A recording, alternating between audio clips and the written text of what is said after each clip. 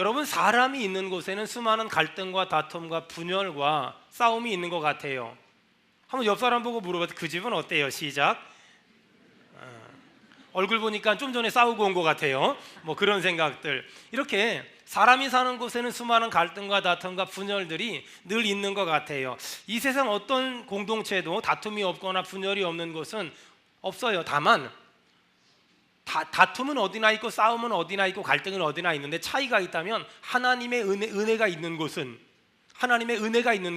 그 갈등과 다툼과 분열이 덮어지고 하나님의 은혜가 없는 것은 그 모든 것들이 드러나더라는 거예요. 여러분, 하나님의 은혜가 여러분의 삶에서 일어나는 수많은 갈등, 다툼, 분열들을 다 덮기를 주의 이름으로 축원합니다. 아멘. 주의 이름으로 축원합니다. 아멘. 여러분, 하나님의 은혜가 있으면 내 삶에 일어나는 갈등, 다툼, 분열, 싸움, 분쟁 이런 것들을 하나님의 은혜만 있으면 얼마든지 해결할 수 있어요. 어리석은 사람은 없는 문제를 있는 문제로 만들고 있는 문제를 작은 문제로 만들고 작은 문제를 큰 문제로 만드는데, 지혜로운 사람은 큰 문제를 작은 문제로 만들고 작은 문제를 없는 문제로 만들어요. 하나님의 은혜가 있으면 큰 문제가 작은 문제가 되는데, 하나님의 은혜가 없으면 별것도 아닌 작은 문제가 큰 문제로 발전할 때가 얼마나 많은지 몰라요. 보세요. 한 남자랑 한 여자랑 사랑해서 결혼을 했어요. 옆 사람 보고 좀 물어봐요. 사랑해서 결혼했어요? 부모가 억지로 시켰어요? 시작. 여러분, 사랑해서 결혼했잖아요. 근데 사랑해서 결혼했는데 왜 싸워요? 왜 그렇게 죽도록 싸워요? 한 남자랑 한 여자랑 몇 명이 살아요? 2명이 살잖아요. 2명이 사는데도 불구하고 왜 그렇게 싸우고, 왜 그렇게 분쟁하고, 왜 그렇게 미워하고, 왜 그렇게 원망하고, 왜 그렇게 서운하다 그러고, 왜 그렇게 섭섭하다 그러는지 몰라요. 여러분, 그런 걸 보면 이 세상에 어떤 가정도 다투지 않는 가정, 싸우지 않는 가정, 갈등하지 않는 가정, 서운함이 없는 가정, 섭섭함이 없는 가정은 없어요. 차이가 있다면 하나님의 은혜가 있는 가정과 하나님의 은혜가 없는 가정이 있는데, 하나님의 은혜가 있으면 다 덮어지고 하나님의 은혜가 없으면 다 튀어나오는 거예요. 축복합니다. 하나님의 은혜가 여러분의 가정마다 있기를 주의 이름으로 축원합니다. 하나님의 은혜가 있는 것. 교회도 마찬가지예요. 여러분, 교회도 문제도 많고 탈도 많고 말도 많고 시끄럽고 정신 하나도 없어요. 어떤 분이 그래요. 목사님 수원은혜교회는요 정말 좋은 것 같다고 제가 한마디 했어요. 다녀보라고. 별로 안 좋아요. 그렇게 좋은 교회 아니에요. 근데요, 우리 교회가 별로 안 좋은 건 사실인데요, 이 땅에 있는 교회가 다 그냥 그 나물의 그 밥이에요. 여러분, 이 땅에 있는 불완전한 교회를 바라보면서 천국에 있는 정말 그 하나님이 담임 목사님인 그 교회 여러분 사모하길 바랍니다. 아멘. 그게 신앙생활이에요. 교회도 마찬가지예요. 이런 일도 있고 저런 일도 있고 이런 문제도 있고 저런 문제도 있고 뭐 별의별 문제가 다 있어요. 차이가 있다면 하나님의 은혜가 있는 교회와 하나님의 은혜가 없는 교회, 그 차이밖에 없는 거예요. 여러분, 우리 교회가 문제가 굉장히 많아요. 근데 우리 교회가 가진 장점이 뭔지 아세요? 우리 교회는 혹시라도 은혜가 없을까봐 은혜교회라고 이름을 전했잖아요. 은혜가 있으니까 문제가 덮어지는 거예요. 여러분, 은혜 받으면 문제가 보이는 것이 아니라 하나님의 은혜가 보일 줄로 믿습니다. 여러분, 그래서 은혜가 있으면 문제들이 덮어져요. 초대교회가 그랬다니까요. 초대교회는요 말도 많고 탈도 많고 문제도 많고 갈등도 많고 분쟁도 많고 분열도 많았어요. 근데 그 모든 게 다 덮어졌어요. 왜냐? 초대교회는 하나님의 은혜가 있었거든요. 봐봐요. 헬라파 과부들과 히브리파 과부들이 싸움이 붙었어요. 왜냐하면 사도들이 헬라파 사람들이 봤을 때는 히브리파 과부들만 도와주는 것 같고, 히브리파 사람들이 봤을 때는 헬라파 과부들만 도와주는 것 같은 거야. 그러니까 싸움이 붙었어요. 왜 저쪽만 도와줘? 우리 안 도와주고. 왜 저쪽만 도와줘? 우리 안 도와주고. 싸움이 붙었어요. 도대체가 이 싸움이 처음에는 조금 했거든요. 근데 시간이 지나가면서 점점 커지는 거예요. 처음에는 조그만 싸움이었는데 시간이 지나면서 점점 커져요. 물론 사도들은 하나님의 은혜가 있었기 때문에 잘 해결했어요. 근데 그 일로 말미암아 사도들이 깨달았어요. 왜 이런 일이 벌어졌을까? 그 이유는 사도들이 너무 일이 많은 거예요. 그래서 7명의 집사들을 세워서 그 모든 일들을 7명의 집사들에게 맡기고, 사도는 기도와 말씀 전하는 것에 전무해야 되겠다 결론을 내려요. 여러분, 하나님의 은혜가 있으면 문제가 생기는 것을 통해서 지혜가 임하거든요. 여러분, 여러분의 가정에, 직장에, 사업장에 여러 가지 삶의 문제 앞에서 하나님의 은혜가 임함으로 지혜가 생기기를 주의 이름으로 축원합니다. 아멘. 초대교회는 문제가 굉장히 많았어요. 보세요. 사도행전 끄트머리 가면은요, 헬라파 유대인들과 히브리파 유대인들이 서로 싸워요. 음식 문제 때문에. 히브리파 유대인들은 구약에 먹지 말란 건 아무것도 안 먹어요. 구약에 먹지 말란 건 아무것도, 이런 거예요. 돼지고기를 안 먹어요. 히브리파 유대인들은, 헬라파 유대인들은 우리하고 똑같아요. 돼지고기에 구워가지고 마늘 넣어가지고 쌈장 찍어가지고 상추 싸가지고 먹어요. 헬라파 유대인들은 너무 자연스럽게 먹는데 히브리파 유대인들은 그렇게 먹으면 벌 받는다는 거예요. 음식 문제 가지고 서로 싸웠어요. 신기하죠? 싸울 수 있어요. 문제는 하나님의 은혜가 있으니까 이 모든 게 덮어지더라고요. 여러분, 가정도 직장도 사업장도 교회도 사람이 있는 곳은 언제나 다툼과 싸움과 갈등이 있을 수 있어요. 하지만 기억하세요. 하나님의 은혜가 있으면 넉넉히 이길 줄 믿습니다. 우리 교회가 하나님의 은혜가 있기를 바라며, 여러분의 가정이, 여러분의 직장이 하나님의 큰 은혜가 임하기를 주의 이름으로 축원합니다. 아멘. 문제가 아니에요. 하나님의 은혜가 없는 게 문제예요. 문제가 아니라니까는요, 하나님의 은혜가 없는 게 문제예요. 교회의 은혜가 임하면 다 덮어지고요, 가정의 은혜가 임하면 덮어지고요, 여러분의 직장과 사업장에 하나님의 은혜가 충만하게 임하기를 주의 이름으로 축원합니다. 주의 이름으로 축원합니다. 아멘. 두 번째, 우리 인생 가운데 갈등과 다툼과 분열이 일어날 때 어떻게 해야 되냐? 첫 번째는 하나님의 은혜가 임해야 되고, 두 번째, 자, 사도행전 11장 1절 다 같이 읽겠습니다. 시작. 유대인은 사도들과 형제들이 이방인들로 하나님의 말씀을 받았다함을 들었다. 이런 거예요. 베드로가 고넬료의 집에 가서 복음을 전하고 그 다음에 세례를 줬어요. 그 이야기를 유대에 사는 성도들이 들은 거예요. 2절 다 같이 읽겠습니다. 시작. 베드로가 예루살렘을 올라갔을 때 할례자들이 비난하여, 이 할례자들이란 히브리파였다가 개종했던 기독교인들인데, 이 사람들은 어떤 생각을 가지고 있었냐면, 유태인들과 이방인들은 교제하면 안 돼 라고 생각을 했어요. 그런데 지금 베드로가 고넬료라는 이방인에게 복음을 전하고 세례를 줬다 그러잖아요. 그러니까 화가 난 거예요. 이방인들은 지옥의 땔감인데 왜 그들에게 복음을 전하고 왜 그들에게 세례를 줄 수 있어? 지금 화가 난 거예요. 그래가지고 2절에 보니까 할례자들이 베드로를 비난해요. 할례자들이 베드로를 비난해요. 뭐라고 비난하냐? 3절 다 같이 읽겠습니다. 시작. 이르되 내가 무할례자의 집에 들어가 함께 먹었다 하니, 네가 무할례자 이방인의 집에 들어가서 함께 먹었고 복음을 전했고 세례를 줬다, 잘못됐다 라고 말해요. 자, 저를 보세요. 지금 할례자들은 베드로한테 기분이 나빠요. 베드로한테 화가 났어요. 베드로야, 네가 예루살렘 교회 초대 목사고 네가 예수님의 수제자인데 어떻게 네가 이방인에게 복음을 전하고 이방인과 먹고 마시고 이방인에게 세례를 줄 수 있어? 화가 난 거예요. 그러니까 왜 그랬을까를 묻지 않고 그냥 화부터 내는 거예요. 화부터 막 내는 거예요. 여러분 주변에 그런 사람 없어요? 왜 그런 일을 했어? 왜 그런 행동을 했어? 이런 건 전혀 묻지 않고 막 다짜고짜 성질부터 내고 다짜고짜 화부터 내는 사람들, 그런 사람이 오늘 할례자들이었어요.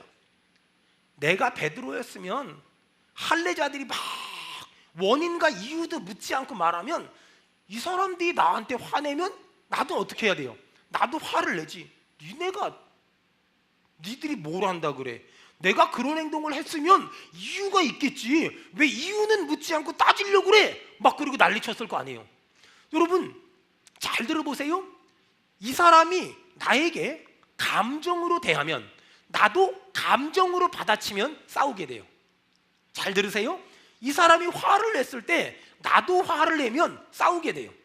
이 사람이 성질 낼 때 나도 성질 내면 싸우게 돼요. 감정으로 받아치면 싸우게 돼요. 오늘 베드로가, 할례자들이 베드로에게 막 화를 냈어요. 네가 어떻게 무할례자들, 네가 어떻게 이방인에게 가서 복음을 전하고 세례를 줄 수 있어? 지금 할례자들이 화를 냈어요. 그러면 베드로도 맞받아쳐 화를 냈으면 작은 문제가 큰 문제로 바뀔 수밖에 없어요. 그런데 할례자들이 베드로에게 화를 냈어요. 지금 성질을 냈단 말이에요. 근데 베드로가 어떻게 했나 봅시다. 4절 다 같이 읽겠습니다. 4절 시작. 베드로가 그들에게 이 일을 차례대로 이거 너무 설명하여 중요하니까 다시 한번 읽겠습니다. 시작. 베드로가 그들에게 이 일을 차례로 설명하여 지금 할례자들이 베드로에게 너 왜 그 무할례자의 집에 가서 같이 먹고 마시고 복음을 전하고 세례를 줬니? 막 화를 냈어요. 근데 베드로가 그때 어떻게 반응해요? 베드로가 그들에게 이 일을 차례대로 설명했대요. 베드로가 그들에게 이 일을 차례대로 설명했대요. 여러분, 이게 굉장히 중요한 거예요. 여러분, 원래 베드로는 어떤 사람이에요? 베드로의 별명이 우레의 아들이에요. 우레의 아들. 성질이 얼마나 급한지, 얘들아 너희들은 나를 누구라 그러니? 베드로가 저요! 주는 그리스도시요 살아계신 하나님의 아들입니다. 내가 좀 이따가 죽을 거다. 근데 누가 나를 부인할 거다? 예수님, 내가 주와 함께 죽을지언정 절대 부인하지 않습니다. 막 이러면서 베드로는 막 그냥 얼마나 급하고 얼마나 다혈질이고, 예수님을 로마 병정들이 잡으러 왔을 때 대제사장의 종이 왔거든요. 그때 베드로가 칼 들고서 그 대제사장의 종의 귀 막 잘라버리고 뭐 이랬던 사람이거든요. 다혈질이고 성질 급하고 괴팍한 사람이거든요. 그런데 지금 할례자들이 베드로에게 막 화를 내요. 네가 어떻게 이방인의 집에 가서 복음을 전하고 세례를 줄 수 있어? 어떻게 먹고 마실 수 있어? 그러면 우리가 알고 있는 베드로라면 이래야 돼요. 니까지 것들이 뭘 안다 그래? 어서 승질을 내. 이러면서 막 집어 들어야 되거든. 이거를 이렇게 던지고 막 이게 원래 우리가 아는 베드로거든요. 그런데 지금 성경에 나온 베드로는 전혀 이러지 않고 4절에 어떻게 했다고요? 베드로가 그들에게 이 일을 어떻게 설명했다고요? 차례로 설명하여. 차례로 설명하여. 아니 여러분, 오늘 우리 은혜 받아야 돼요. 어떤 은혜냐면요, 우리 주변에 보면은요 옛날 베드로 같은 사람들이 있어요. 아니 뭘 좀 물어보면 차례대로 설명하는 게 아니라 그냥 던져야 되고 그냥 소리 질러야 되고 네가 뭘 안다 그래? 시끄러워, 잠이나 자자, 막 이랬던 사람 있잖아요. 근데 그랬던 사람이 오늘 베드로처럼 바뀔 수 있다니까는요. 주여, 우리 주변에 그런 사람들 있잖아요. 주여, 그 사람이요 바뀌게 도와주시옵소서. 바뀌게 도와주시옵소서. 아멘. 여러분, 할례자들이 베드로를 막 네가 어떻게 이방인에 가서 복음을 전할 수 있냐 그랬더니 베드로가 이 일을 차례대로 설명했대요. 차례대로 설명했대요. 여러분 잘 들으세요. 우리는 전부 다 크고 작은 공동체의 지도자들이에요. 가정, 또 자녀들에게, 또 교회에서, 또 직장에서, 사업장에서. 그런데 지도자가 누가 화를 낼 때 같이 화를 내면 공동체가 흔들려요. 누가 성질을 내면, 나도 성질을 내면 그 공동체가 흔들려요. 그런데 그 공동체가 평안하고 사람의 인생이 행복하려면 누가 화를 냈을 때 어떻게 해야 된다고요? 4절 어떻게 한다고요? 이 일을 차례로 설명하여. 따라합시다. 이 일을 차례로 설명하여. 차례로 설명하여. 여러분, 이게 성령 받은 사람이 살아야 될 삶이, 이게 은혜 받은 사람이 살아야 될 몫인 거예요. 대부분의 사람들은 감정으로 나오면 감정으로 받아치고 화를 내면 나도 화를 내거든요. 그러니까 맨날 싸우고 맨날 갈등하고 맨날 다투고 맨날 분열하는 거예요. 그런데 오늘 성경에 보니까 할례자들이 화를 내는데 베드로가 이 일을 차례대로 설명해요. 주여, 이 은혜가 우리 교회에 있게 하시며 이 은혜가 우리 가정에 있게 도와주시옵소서. 아멘. 여러분, 이게 은혜 받은 사람이 살아야 될 삶이고 이것이 성령 받은 사람이 살아야 될 삶이라는 거예요. 보세요. 할례자들이 베드로에게 화를 냈어요. 베드로가 차례대로 설명했어요. 그랬더니 어떤 일이 벌어졌냐? 18절 다 같이 읽겠습니다. 시작. 그들이 이 말을 듣고 잠잠하여. 아멘. 그들이 이 말을 듣고 어떻게 했다고요? 더 크게 해요. 그들이 이 말을 듣고 어떻게 했다고요? 잠잠하여. 보세요. 할례자들이 베드로에게 화를 냈잖아요. 근데 베드로가 차례대로 설명하지요. 차근차근 설명하지요. 그랬더니 지금 할례자들이 어떻게 했다고요? 처음에는 화를 냈는데 베드로의 말을 듣고 잠잠하여. 주여, 가정마다 잠잠하게 도와주시옵소서. 아멘. 부부관계가 잠잠하게 도와주시옵소서. 아멘. 부모 자식 관계가 잠잠하게 도와주시며 아멘. 교회가, 이 한국교회가 잠잠할지어다. 아멘. 잠잠할지어다. 아멘. 잠잠할지어다. 아멘. 여러분, 이거예요. 누가 나에게 화를 내요? 같이 화를 내는 게 아니라 차근차근 설명해요. 그랬더니 잠잠해지는 거예요. 그랬더니 잠잠해져요. 보세요. 여러분, 혹시 여러분 가정에서 그러지 않아요? 아니, 아내가 뭘 좀 물어보면 차례대로 설명하면 되는데 성질부터 내, 소리부터 질러. 아니, 남편이 뭘 좀 물어보면 차근차근 설명하면 되는데 요즘엔 여자분들도 그렇게 승질을 잘 내. 아니 직장에서 좀 직원들이 사장님한테 뭘 물어보면 설명을 해주면 되는데 그냥 승질부터 내. 아니 들어보지도 않고 승질부터 내고 들어보지도 않고 화부터 내고 들어보지도 않고 짜증부터 내. 아니 애들이 집에 있는 아들 딸내미가 뭘 좀 물어보면 아니 이렇게 차례대로 설명해주면 되는데 그냥 애가 무슨 말을 하는지는 기억도 안 나고 넌 아빠한테 말할 때 왜 목소리를 높여? 너 왜 그러는 거야? 이러고 막 사춘기하고 갱년기하고 싸우고 그래요. 아 그런다고 뭐가 도움이 돼요? 아무 도움이 안 되지. 그러니까 애들이 속이 곰잖아요. 그러니까 수련회 가가지고 얘들아 너희한테 상처를 준 사람이 누구니? 아버지요! 오늘 아버지를 용서하자 주야! 이렇게 되는 거예요. 이번에 따라와봐요. 그런 일이 있나 없나. 이런데니까는 중학교 1학년짜리가 뭘 알아요. 얘들아 너희를 아프게 한 사람이 누구니? 엄마요. 오늘 엄마를 용서하자 주야! 이게 이렇게 되는 거예요. 이게요. 이렇게 되는 거라니까는요. 아니 무슨 말을 하면 말을 안 듣고 차례대로 설명을 안 해주고 네가 뭘 한다 그래? 네가 뭘 한다 그래? 이러고 자꾸 터부시해 버리니까 그러니까 남편과 아내의 관계가 깨져버리고 부모와 자식 간의 관계가 얼마나 많이 깨져요. 보세요. 할례자들이 베드로에게 화를 냈어요. 어떻게 네가 예루살렘 교회 초대 지도자가 이방인에게 가서 복음을 전할 수 있냐고. 베드로가 차근차근 설명하죠.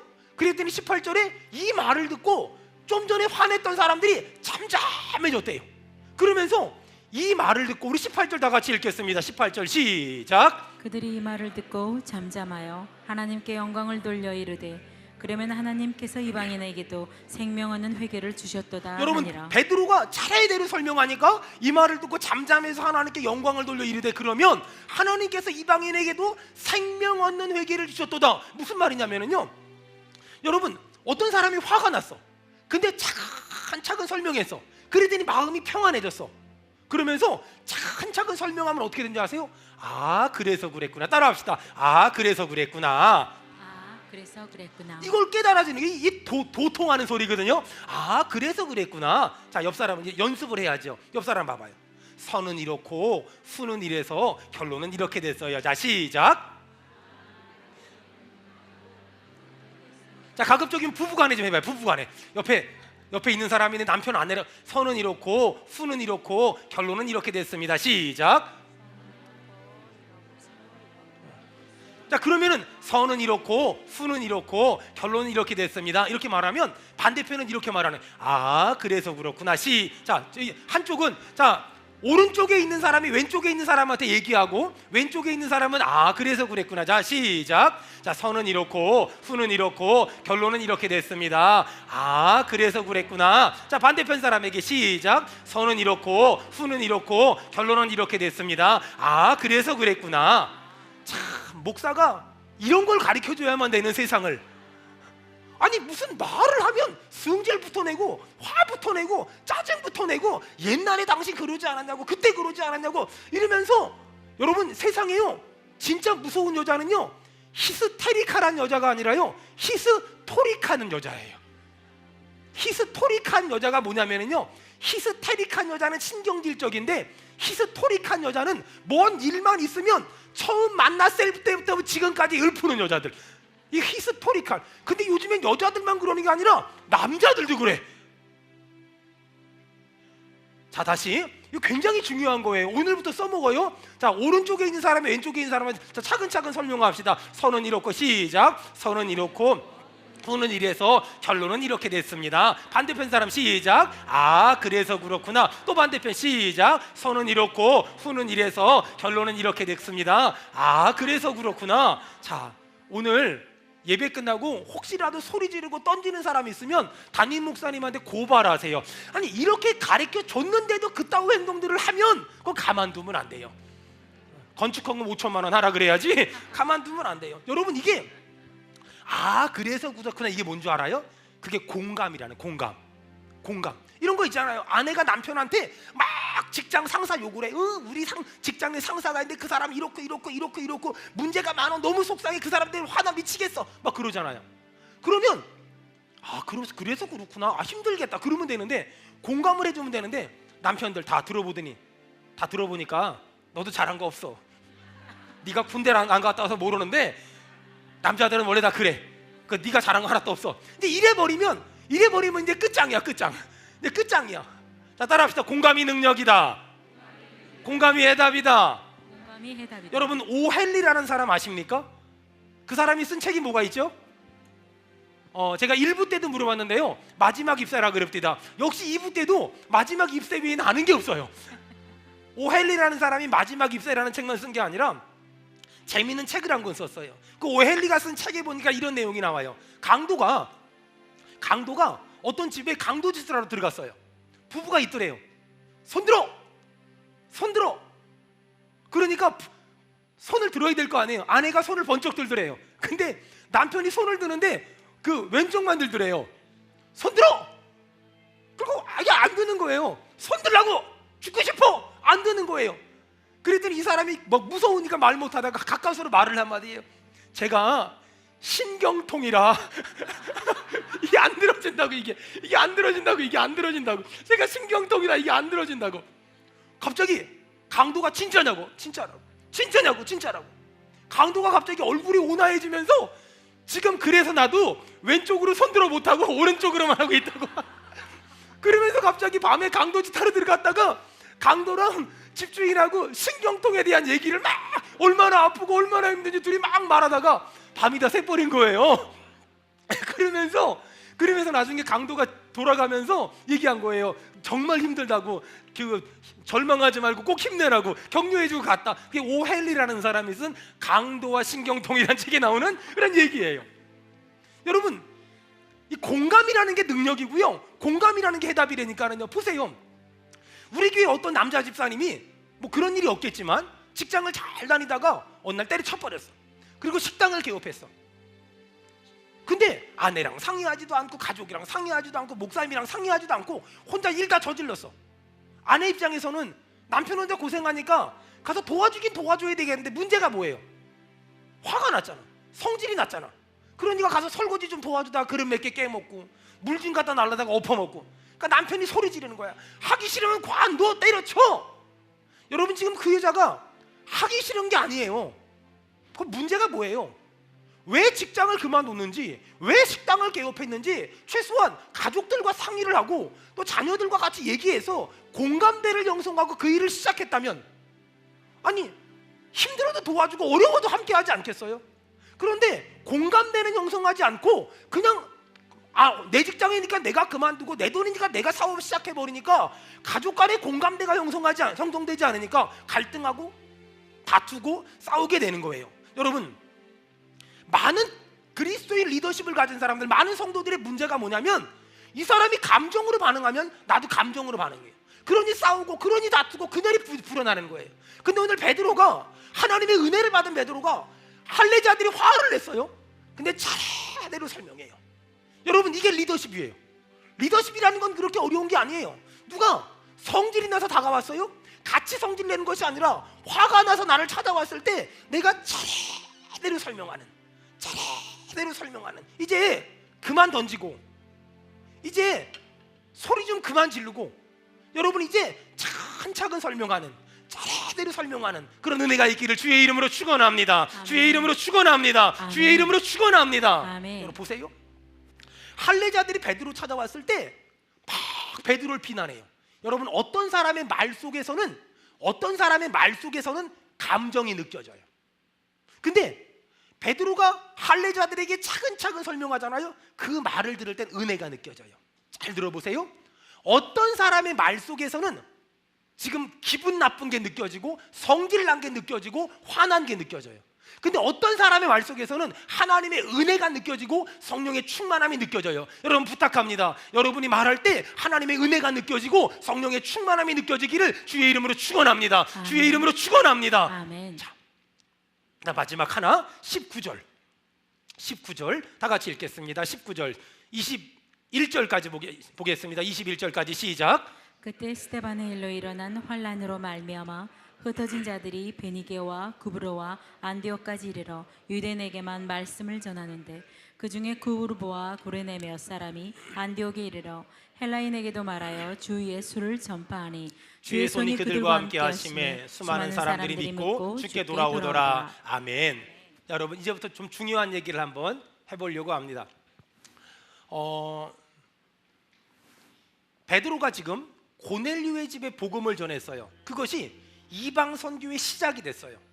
여러분, 사람들은 베드로는 유태인들에게 복음을 전했고 바울은 이방인에게 복음을 전했다라고 생각을 하거든요.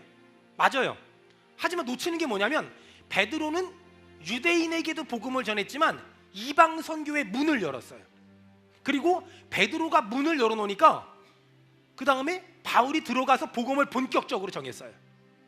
여러분, 이제 우리 교회는 오늘 분리개척을 위한 첫 번째 평신도 선교사를 30명을 파송했어요. 임명했어요. 그리고 올 연말에 본격적으로 파송하고 또 하나의 교회를 준비하고 진행하고 시작할 거예요. 교회가 교회를 낳는 그런 교회를 만들 거예요. 2002년도에 교회를 시작했어요. 아무것도 몰랐어요. 아무도 도와주는 사람 없었어요. 단돈 10,000원도 후원해주는 사람 없었어요. 그리고 개척 멤버도 한 명도 없었어요. 감사하죠? 그런 교회가 지금의 교회가 됐으니 얼마나 귀하고 얼마나 감사하고 얼마나 소중한지 몰라요. 그런데 15년이 지난 지금 하나님은 저에게 또 다른 꿈을 한 가지 주셨어요. 그것은 지금까지 한국교회는 한 사람의 목회자가 자신의 전 재산을 들여서 그리고 빚을 얻어서 교회를 시작하는, 그리고 교회가 잘 되면 자기가 좋고 교회가 안 되면 자기만 힘든, 그리고 나중에 은퇴할 때가 되면 내가 시작한 교회인데 내 거지 않냐라는 갈등과 싸움과 분열이 이 한국교회는 팽배했어요. 아니라고 말하고 싶지만 그게 우리의 가슴 아픈 현실이었어요. 그런데 그래서인지 모르지만 한국교회는 점점 침체의 늪을 빠져들었고 점점 아팠고 점점 무너졌고 점점 침몰하고 있었어요. 그럼에도 불구하고 하나님은 신기하지요. 저희 교회에 참 많은 복을 주셨어요. 2002년도에 교회를 개척을 했는데 2005년도에 100평짜리 예배당을 얻었어요. 2010년도에 단독 건물을 얻었어요. 2012년도에 여길 이사 왔어요. 그리고 2015년도에 또 교육관을 또 저희가 쓰기 시작했어요. 2, 3년에 한 번씩 저희 교회는 계속해서 큰 일을 했어요. 지금 이제 교육관을 건축하기 위해서 땅을 매입을 했어요. 지난 15년 동안 단 한 번도 후퇴해 본 적도 없고 단 한 번도 뒤돌아본 적도 없어요. 참 많은 하나님의 은혜를 받았지요. 참 많은 하나님의 기적을 경험했어요. 단돈 10원도 없이 시작한 교회인데 이게 웬 날이에요? 웬 은혜예요? 하나님한테 기도하기 시작했어요. 하나님, 왜 나 같은 사람한테 이런 많은 복을 주셨습니까? 하나님, 왜 나같이 부족하고 못난 사람에게 이렇게 엄청난 복을 주셨습니까? 아는 것도 없고 가진 것도 없고 배운 것도 없고 경험도 없고 경력도 없는데. 근데 하나님이 저에게 가르쳐 주신 게 있어요. 저는 분리개척을 고민하기 전에 둘 중에 한 가지 선택을 해야 됐어요. 제 3의 지역에다가 예배당을 2,000석 혹은 3,000석짜리 큰 교회를 예배당을 건축해야 되나? 아니면 3부, 4부, 5부, 6부, 7부 예배를 드려야 되나? 그때 하나님이 제 마음에 선한 마음을 주셨어요. 야, 그것보다는 이 땅의 교회들이 목사님 혼자서 교회를 개척을 해서 마르고 덜 닳도록 사역해도 10명, 20명 되기 어려운데 교회가 10개가 시작되면 12개가 문 닫는 시대인데, 이런 시대 가운데 지금 한국교회는 또 하나의 대형교회가 필요한 것이 아니라 이 한국교회는 중형교회들, 중소형교회들, 건강한 교회가 더 필요하지 않겠니? 하나님은 제 마음 가운데 더 많은 복을 뭉켜잡는 것이 아니라 복을 나누고 복을 흘려보내는 사역을 하나님 제 마음 가운데 주셨어요. 그래서 저는 분리개척에 대한 어디서 배운 것도 없고 어디서 들은 것도 없지만 그냥 이것이 옳다는, 이것을 하나님이 기뻐한다는 그 선한 마음 하나 가지고 그 일을 우리 장로님하고 상의도 하지 않고 강대상에서 선포했어요. 상의하고 회의하면 시간이 너무 많이 걸릴 것 같았어요. 그리고 제 마음이 다시 수그러들 것만 같았어요. 왜냐하면 저도 인간이거든요. 저도 남자거든요. 이왕이면 한 번 목회하는 거 수천 명 수만 명 앞에서 목회하고 싶지 않겠어요? 큰 예배당도 짓고요. 좀 뭔가 멋있어 보이잖아요. 뭔가 능력 있어 보이잖아요. 뭔가 실력 있어 보이잖아요. 그런데 그 모든 것들을 빨리 내려놓지 않으면 나도 인간의 모습 그대로 하고 싶은 마음이 들까봐 각 부서랑 상의도 안 하고 그 모든 것들을 다 내려놓고 강대상에 선포했어요. 그리고 전성도가 그 설교에 동의해 주셨고, 그래서 한 단계 한 단계 과정을 거쳐서 첫 번째 분립개척을 위한 단기 선교사를 오늘 임명하려고 해요. 여러분, 베드로는 이방 선교의 문을 열었어요. 하지만 실질적으로 복음을 전한 건 사도 바울이에요. 여러분, 오늘 분립개척에 임명되는 1차 평신도 단기 선교사들은 교회의 문을 열 것이고 교회의 기초를 만들 거예요. 한 알의 밀알이 떨어져 죽으면 많은 열매를 맺을 줄 믿습니다. 아멘. 여러분, 어떤 목사님이 교회를 개척해서 10명이 되고 20명이 되는 건 지금은 거의 불가능한 시대가 됐어요. 그 사람들이 공부를 못해서 그럴까요? 그 사람들이 실력이 없어서 그럴까요? 그 사람들이 능력이 없어서 그럴까요? 아니에요. 제가 만나본 수많은 목사님들은 참 신실하고 참 경건하고 참 능력이 있어요. 하지만 시대적으로 한국교회가 어려울 때고 시대적으로 상황이 힘들 때예요. 여러분, 교회의 역할은 불신자를 교회로 불러들여야 돼요. 그리고 교회가 훈련시켜야 돼요. 한국교회가 놓친 게 뭔지 아세요? 불러들이는 전도를 잘했어요. 교회에서 훈련시키는 것도 잘했어요. 그 다음에 한국교회가 놓친 게 뭔지 아세요? 다시 세상으로 내보내야 돼요. 그런데 한국교회는 세상으로 내보내는 것이 아니라 훈련시킨 사람을 교회 일꾼으로만 썼어요. 하나님의 일꾼이 아니라 교회 일꾼으로만 썼어요.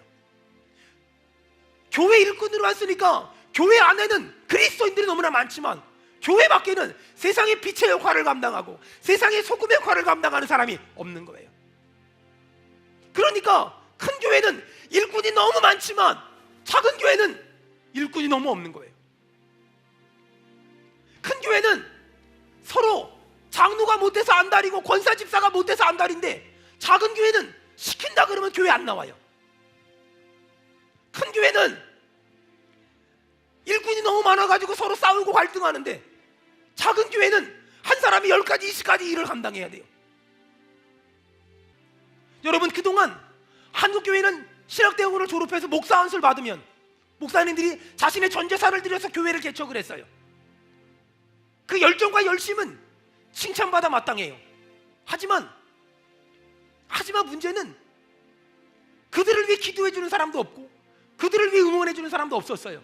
그러니 능력이 탁월한 사람들은 어떻게든 하지만 그렇지 않은 대부분의 사람들은 문을 닫고 인생을 끝내고 말았어요. 여러분, 아기가 엄마 뱃속에 있을 때는 탯줄이 필요해요. 그런데 아기가 엄마 배 밖으로 나오면 탯줄을 끊어야 돼요. 하나의 교회가 탄생하기까지는 탯줄이 있어야 될 때가 있고 탯줄을 끊어야 될 때가 있어요. 여러분, 우리 교회를 통해서 교회 하나가 세워질 거예요. 어느 일정한 시기까지는 탯줄을 가지고 있을 거예요. 그리고 계속 영양분을 공급할 거예요. 물질로, 기도로, 또 사역으로 여러 가지로 후원할 거예요. 그러다가 어느 순간이 딱 되면 저는 아주 냉정하게 그 탯줄을 끊어버릴 거예요. 탯줄이 있어야만 사는 아기가 있고 탯줄을 끊어야만 사는 아기가 있듯이 우리가 지원하고 응원하고 후원해야만 사는 교회가 있지만 어느 순간에 끊어야만 사는 교회가 있어요. 오늘 임명되는 1차 평신도 선교사들은 교회 문을 열 거예요. 그리고 이들이 한 사람 전도하고 또 한 사람 전도하고 또 한 사람 전도해서 그 교회에 정착시키면 우리는 베드로의 역할을 감당할 것이고 저들은 바울 역할을 감당해서 우리는 교회의 문을 열 것이고 저들은 교회를 부흥시킬 줄 믿습니다.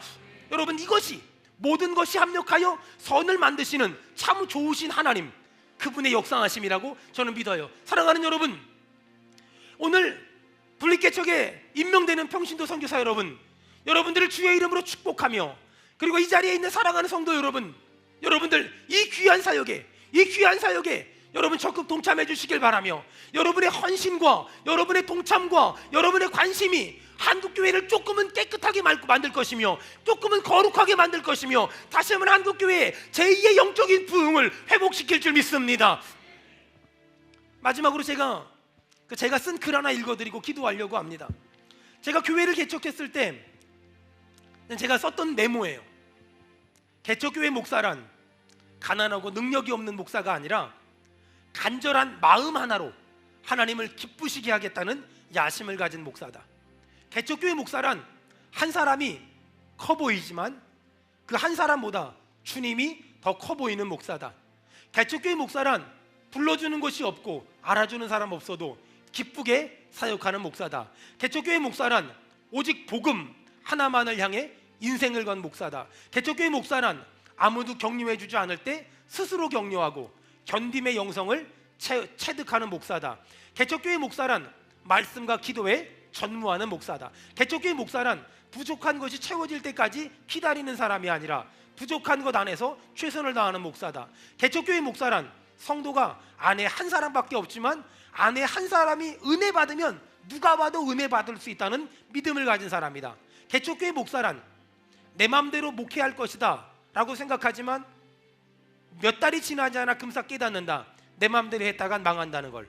개척교회 목사란 개척교회를 하다가 굶어 죽으면 행복할까 불행할까, 이 질문 앞에 개척교회를 하다가 굶어 죽어도 나는 정말 행복하다, 이 결론이 있는 사람만 할 수 있는 목회가 개척교회 목사다. 제가 교회를 개척하고 이렇게 끄적거린 얘기들이에요. 사랑하는 여러분, 하나님은 하나님의 교회가 이 땅에 하나 탄생하는 걸 너무너무 기뻐하세요. 이제 수원은혜교회는 수원은혜교회만을 위한 수원은혜교회가 아니라 수원은혜교회는 이 땅에 하나님이 기뻐하는 교회를 잉태하는 그런 수원은혜교회로 거듭나길 원합니다. 여러분이 이 일을 위해 기도해 주시고 이 일을 위해 동참해 주시고 이 일을 위해 뜨겁게 기도해 주시기를 주의 이름으로 축원합니다. 주의 이름으로 축원합니다.